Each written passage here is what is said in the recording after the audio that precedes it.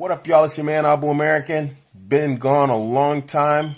I was sick. I had a cough. I tried, like that right there. I try and talk and I couldn't, so I couldn't make a video. The cough still isn't gone. It's been weeks here. I should probably see a doctor, but since I'm a knucklehead, you know what Abuamerican is going to do. He's going to chill it out and he's going to cough it out. So check it out. I got a question here from a long-time reader and subscriber, lilgorilla001.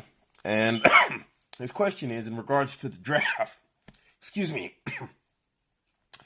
He says, "Hey, Abdurrahman, what's your opinion on my view of why women shouldn't be drafted?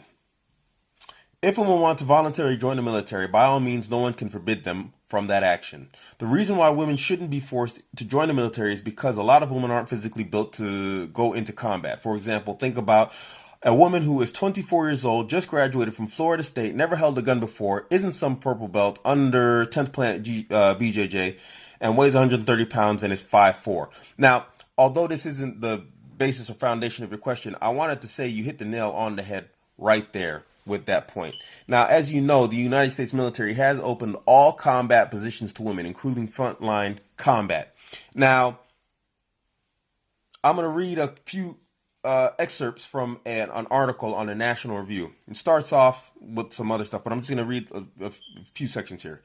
He says that the truth is particularly relevant in light of recent failure of all 45 handpicked, highly fit women to complete Ranger training in Marine Officer Combat School. The 45 women were part of an effort to meet a 2016 deadline mandating that all combat roles, including special forces, be opened up to women. An ideologically driven reality challenge initiative. 45 hand-picked, super fit women, all of them failed Ranger School. Now, the failure rate for men going into Ranger School is not 100%. It's not even close to 100%.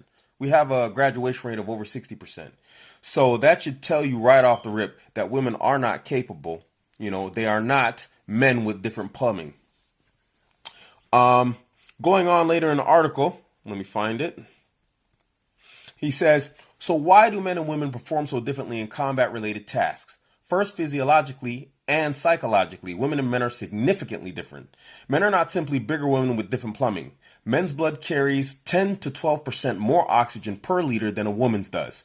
And a men's VO2 max, a measure of the top rate of oxygen consumption, is 40 to 60% greater than that of a woman. 40 to 60% greater. That is not a small percentage, as you know. An average fit man will weigh about 23% more, have 50% more muscle mass, and carry 10% less body fat than the average fit woman. Pound for pound, men have thicker skulls, bigger, stronger necks, hearts, and are 17% larger with heavier, denser bones. Despite being much heavier, men's vertical leap is nearly 50% greater than that of any woman. In terms of reflexes, reaction times, men significantly outperform women, which goes against the concept that they put in movies and video games, that men are the bigger, stronger ones, but the women are the fast, agile ones. When confronted with immediate danger, studies suggest that men are more likely than women to take action. Women are far more likely to experience motion sickness and vertigo. In the Navy, women go on sick call 60 to 70% times more frequently than men, and we know the military keeps statistics on these things. For the kind of violent events and situations that are found on a battlefield, women are far more likely to develop post-traumatic stress disorder and experience the symptoms for a longer duration of time than men do. Despite the gender-specific ability to handle the pain of childbirth, study after study conclusively shows that men have a significantly higher overall tolerance for pain than women do. Now, as we know in a combat situation, all of these things are significant. How many times have we heard about men taking multiple bullets, going back, dragging his buddy who's had his leg blown off and is still shooting his gun into safety? You're absolutely right on that. No, women shouldn't be in combat because, yes, it will be traumatic for them. It is more difficult for them. Absolutely. You're spot on with that. I don't disagree with you.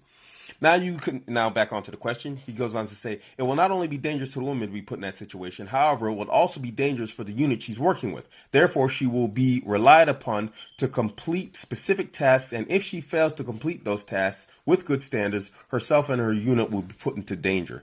Now, going back to the article. Well, I couldn't find it in the report. I know it's in here because it's in this report. I probably should just take the time to read it full, top to bottom, but it's in here. One of the commanders in chiefs is actually a British officer said that putting women in combat units reduces its lethality and endangers the entire unit. So yeah, in that you're absolutely right. It will cause danger to the unit because they can't meet the basic standard of carrying a 100-pound load. They couldn't carry 5-pound water jerry cans in each hand the required distance. How are they going to help a comrade who's downed in combat? Going on to finish up your question.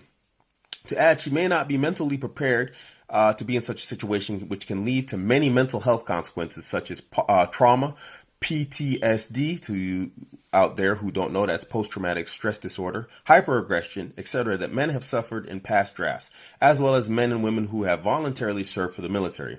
Those consequences have led to murder, suicide, domestic abuse, and drug addiction, to name a few.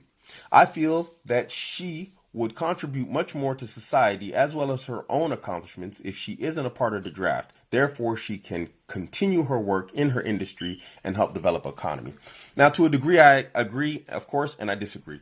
I totally disagree that women should be in combat roles. I don't think it's smart. It's not wise. It's not historically something humanity has done, probably for the given reasons that we have here. And it's not something contemporarily science shows that women are truly capable or designed for. This is what men do. We are combatives. We are killers. It's in our instincts. That's why we always get into fights. That's why we fight each other, because we just have that inner aggression to dominate and be strong. Women don't have this. Nonetheless, when it comes to the vote, I think women should be drafted. I disagree with you on this.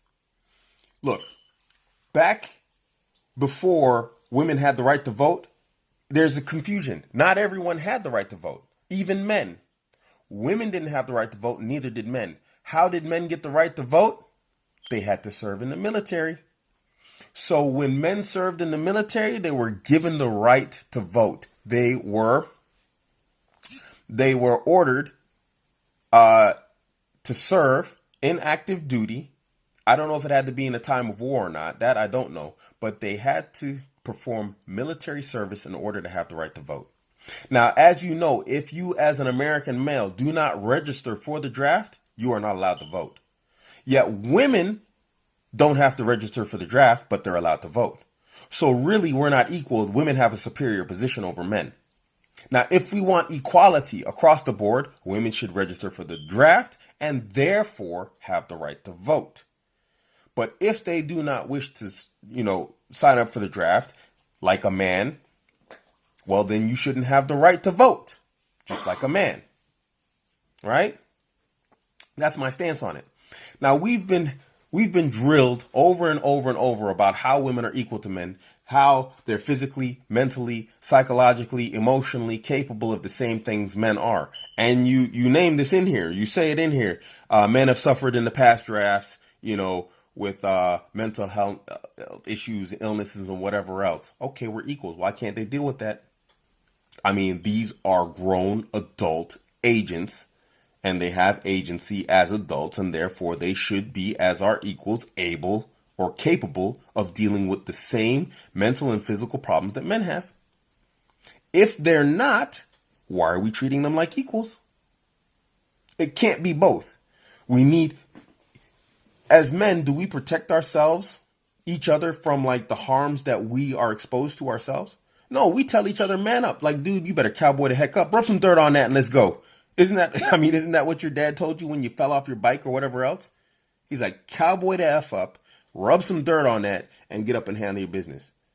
And now women are telling us there are equals, but they don't want to cowboy up and rub dirt on it. So they want all the rights that we have as men, but they don't have any of the accountability or the responsibility that we as men have to pay in order to get the same rights that they get. They get the right to vote, don't have to go through combat or even draft and have the fear that you might be sent into combat. No, it's not fair, man. It's one or the other. I say remove the right to vote from the women until they sign up for the draft. Should they be in combat roles? No. There's logistics. There's food. There's medical. There's something they can do in the military besides fight in the front lines. For every man you take out of the back and you can put on the front lines, the faster you can win the war. You don't need a man cook. A woman can cook some potatoes, peel potatoes just like a guy can. So stop the guy from peeling potatoes, give him a rifle, and put a woman there peeling potatoes. But she needs to sign up for the draft, or she doesn't get the right to vote, just like me and you as men. So, yes, women should be drafted, but not drafted in the frontline combat positions. Absolutely not. I don't care if you got them standing around in the combat theater fumbling their thumbs. Just as long as they get that terrifying fear that every time you hear that whine of incoming artillery, it might hit you and kill you.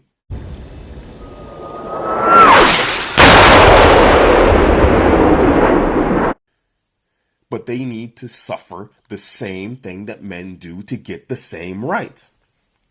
But as it stands right now, Western society gives women of the West unprecedented deference. You have never seen any woman born in the West from the 1970s up until now has unprecedented historical freedom and rights when it comes to females in the world of global history. Yet and still, they still complain. They don't even need the right to vote. Men gave them everything they wanted. All they had to do was whine and moan, and they got it. Because that's what men do. Men love their women, but we're stoic. I don't like doing washing anything. Remember they had the washboards? And I know this is kind of off topic, but what? A guy was like, man, I love my wife. Her knuckles are all rough. He made a washing machine. Woman didn't invent that. A man invented the washing machine so that his wife would have life easier. Then the dishwasher came. My wife's getting raisin fingers. I hate seeing that. And some inventing engineer came up with the dishwasher. A woman didn't make that. Men have consistently through history done everything they can to make their women's lives easier. Women make up these whole artificial stories about how bad it was. Yeah, maybe it was bad for women in like 2 AD. But like all the way up from the Roman Empire up, men have done nothing but struggled and battled to make life better for their women.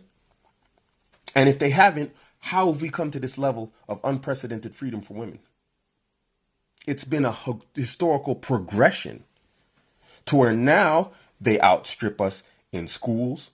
They outstrip us in salaries, despite the whole gender pay gap thing that's been proven to be incorrect. You can get hired easier as a woman than you can as a man just because they want to show that they're not discriminating against women. No, it's time to claw some of this back. Make them eligible to the draft. I disagree with you. Or disband the draft for everyone. And that's what I'm advocating. The U.S. military said we opened up combat roles to women. Now women need to be drafted. And I was like, okay, fine, cool. Watch this. And I said it on my Facebook page. They're going to ban the draft. And what did they do? They started working to ban the draft. Oh, now it's horrible to have the draft.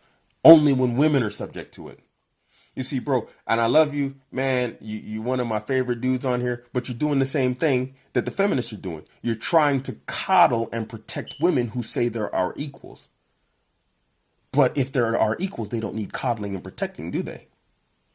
Because no one coddles and protects you as a man. You better man up and show your utility, or you're going to get thrown under a bus or a bridge, and that's where you're going to live. I don't think it should be different for women. That's my humble opinion. So I agree but disagree with you. I think we should just disband the draft for good.